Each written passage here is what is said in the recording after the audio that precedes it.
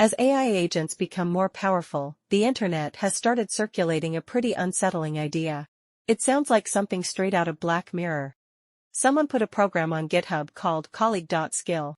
It can create a digital twin of a coworker who has already left the company.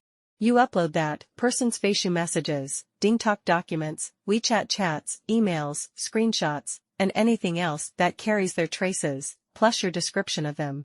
The program turns all of that into an AI skill file, and from there you can build an agent that keeps doing their job. The colleague is gone. Their desk is empty. But their digital agent is still working overtime inside the company, maybe even more diligently than before. That's a little sad, isn't it? And naturally, people start wondering, am I next? Will the company one day extract my skill file first, then lay me off second? This episode may give you some peace of mind. I do not think your value to a company can really be distilled into a skill document. Even if AI can imitate your tone, reproduce your workflow, and mimic your style, it still cannot fully replace you. Because there is one core asset it cannot take away from you. It is called tacit knowledge. Tacit knowledge is the kind of knowledge that is hard to put into words. You know how to do something, but you cannot fully explain it. You cannot write it down as a manual and hand it to somebody else. The opposite is explicit knowledge. The kind you can state clearly. For example, suppose you are learning to cook. You open a recipe that says, heat the oil over medium heat. Add scallions and ginger. Reduce until it coats the spoon. You understand every word. But you still do not know how to cook. What exactly does medium heat mean? It is not just a knob setting on a stove. It depends on the pan, the burner, the amount of oil, and the moisture in the ingredients. What does aromatic mean? Is that a chemical reaction at second 12? No. It is a moment you can judge only through sound, smell, and color altogether. And what does it mean for the sauce to coat the spoon? You need a master in the kitchen standing beside you. He may not be able to explain the rules precisely, but he can point and say, now. Wait one more second. Smell that? That's the moment. You feel it yourself. A recipe contains explicit knowledge. The part that the recipe cannot contain is tacit knowledge. As philosopher Gilbert Ryle would say, one is knowledge that, and the other is knowledge how. One is standard operating procedure. The other is timing, instinct, judgment, and feel. Sometimes explicit knowledge is kept secret. Tacit knowledge usually is not. The chef is right there flipping the pan. The doctor is right in front of you making the incision. The senior programmer is screen sharing while fixing a bug. You can see everything. And still not learn it. If all your knowledge comes from text and remains explicit, then trying to do real work with it is dangerous. Real performance requires tacit knowledge. The phrase, tacit knowledge, was introduced by Hungarian-British philosopher Michael Polanyi in 1958. Polanyi's famous line was, "We can know more than we can tell." He compared knowledge to an iceberg. The tiny part above the water is explicit knowledge. The massive hidden part below the surface is tacit knowledge. Before becoming a philosopher, Polanyi was a physical chemist. In his laboratory work, he realized that what lets scientists make judgments is never just the published method. It is also an entire background of intuition, feel, experience, and belief that cannot be fully written out. Why is tacit knowledge so hard to express? Polanyi said it is because knowledge is often an act of integration. We do not look at things in isolated fragments. We integrate many small clues into one whole meaning. When you recognize a familiar face, you do not first measure the eyebrows, nose angle, and eye distance, then calculate that this is Zhang San. You recognize the person instantly. A pianist does not first focus on each finger separately and then assemble them into music.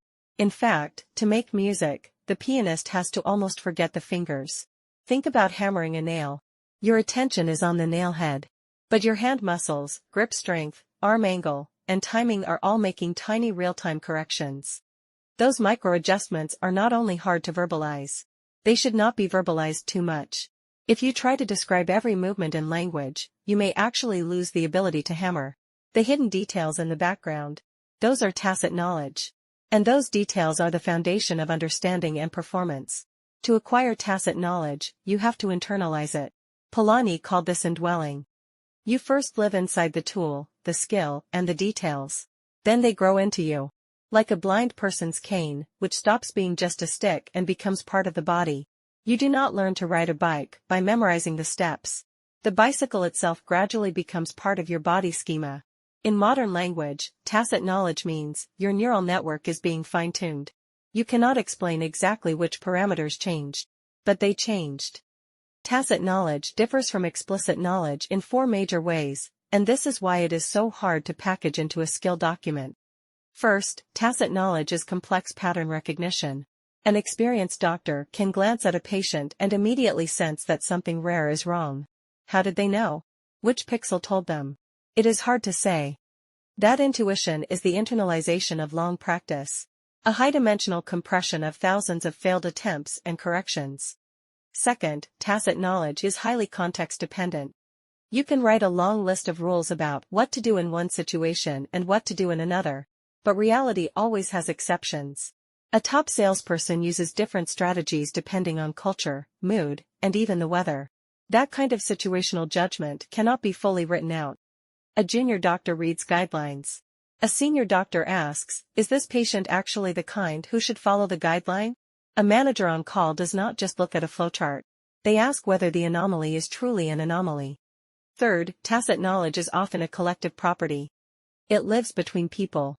A team that works together long enough develops a shared sense of when to speak and when not to speak, when to ask, what counts as too far, what jokes are acceptable, what kinds of statements must be handled carefully, when something is technically correct but politically disastrous, and when a meeting should simply not happen today. That is not one person's private theater. It is a shared culture, slowly forged over time. Fourth, tacit knowledge often requires the body. Cognitive science has a theory called embodied cognition. A lot of knowledge is not just in the brain. It is in your muscles, nerves, posture, rhythm, tone, pauses, and timing. The right moment to lift your eyes. The right pause before speaking. The right force in a movement. These are millisecond-level integrations. Natural language cannot fully carry them. So how do you distill this kind of knowledge? You cannot. Not completely. A person has to be there. That is why a skill document can transfer a worker's explicit knowledge, but not their soul. The good news is that tacit knowledge can be taught. It just cannot be taught through a manual alone. You have to indwell it. Even in the internet age, professions like surgery, aviation, and carpentry still rely on the oldest knowledge system we have. Apprenticeship.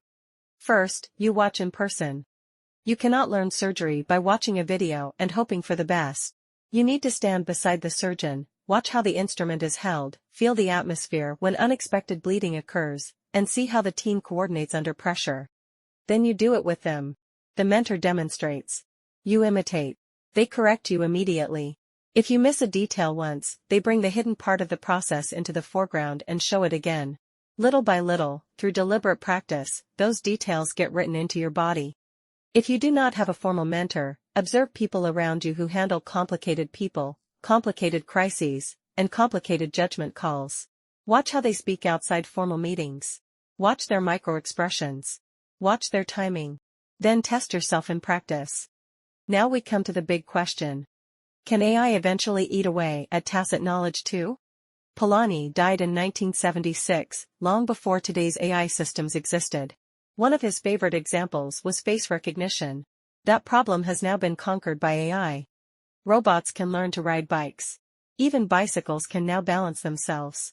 Machines do not need us to write out explicit recognition rules. Given enough data and training, they quietly absorb the hidden structure that rules could never fully describe. After all, AI is a neural network. And isn't the human brain also a neural network? If a text record cannot represent a coworker completely, what if we combine text, video, every gesture, every phrase they ever said, every facial expression? Would that be enough? In many hospitals, operating rooms are already becoming data-rich environments, with multimodal information supporting real-time decisions, prediction models, and personalized workflows. So why not train a robot doctor? The truth is, AI is already eating away at the outer layer of tacit knowledge. AI's diagnostic accuracy has already surpassed human doctors in some tasks. Doctors are increasingly accepting and depending on AI diagnoses. We are already watching AI workers exceed human workers in certain domains. So does that mean tacit knowledge can be fully trained into AI? Not necessarily. There are at least 3 reasons to remain cautious. First, Polanyi's own argument still matters. He believed fully explicit knowledge is impossible, because every explicit rule depends on a deeper, unnamed background of tacit understanding. At the base, there are axioms. And at the base of axioms, there is no more explanation. There is only intuition, experience, and belief. Can AI really make that final leap? Second, sociologist Harry Collins pointed out something crucial. Some tacit knowledge is collective. Human interaction is dynamic. Even if a machine can perfectly capture yesterday's patterns, it cannot automatically predict tomorrow's new shared understanding. A colleague leaves. A new digital twin replaces them. But the living relationship with the actual person is not the same as a relationship with the simulation. That difference may be exactly where a company's real advantage lies. Third, embodied cognition. Why is AI already better than humans at chess and math, but still so bad at simple chores like clearing the table? That is, Moravec's paradox. The answer may be that the tacit knowledge involved in interacting with the physical world is the result of millions of years of bodily evolution. It may not be easy to digitize quickly. To be fair, none of this proves AI can never catch up. But these are useful reasons to think carefully. And for now, if humans still have any advantage, tacit knowledge is one of them. So how should we use tacit knowledge in the AI age? The obvious instinct is to hide it. To keep your craft non-digital. To avoid letting people see how the work is actually done. To show only the result, not the process. But that is not a promising strategy. If converting humans into agents is profitable, someone else will always try to sell your craft to an AI company before you do. You are better off writing down whatever can be written down and using that as leverage. Let AI handle the public, explicit layer. That increases your efficiency. But if yesterday's tacit knowledge is going to be automated, then your attention must move to tomorrow's tacit knowledge. That means aiming for positions with high context, high exception rates, and high responsibility. Places where anomalies happen all the time. Where feedback is fast. Where boundaries are blurry. Where value conflicts are common. Those are the places where work cannot easily be standardized. Diagnosis. Negotiation. Architecture. Topic selection. Peer review. Hiring. Crisis response. Brand judgment. Every micro-decision in those domains becomes part of your new feel. If you cannot reach such a position yet, you still need to be there in person, internalizing the work. Do not let AI do everything for you. You are not only trying to get the task right. You are trying to compound your own skill. AI may become the public utility. Tacit knowledge is your private capital. Without that, why would anyone give you more important work later? Long term, the tacit knowledge most worth building is your own taste, your own identity, and your own trust relationships. Your speaking rhythm. Your style of judgment. Your sense of humor. Your value function. The shared understanding you build with other people. Even if AI can imitate that perfectly, it still would not be the same. Because what people really want to see is the living, changing you. They want to know what surprise you will produce next. Someone can use AI to write current commentary in the style of Lu Xun. But that is not what we actually want. What we want is this.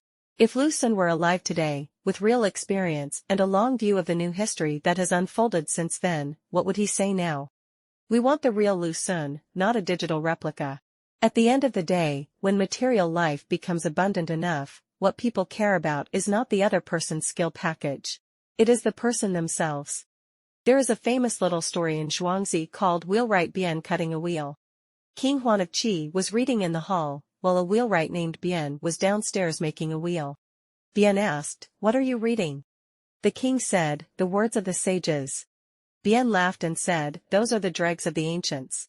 The king got angry and said, "If you cannot explain yourself, I will have you executed." So Bian explained. When I make a wheel, if my hand is too slow, it fails. If my hand is too fast, it fails. The exact balance of force cannot be put into words, and I cannot even pass it on to my son. That is why I am still a wheelwright at 70.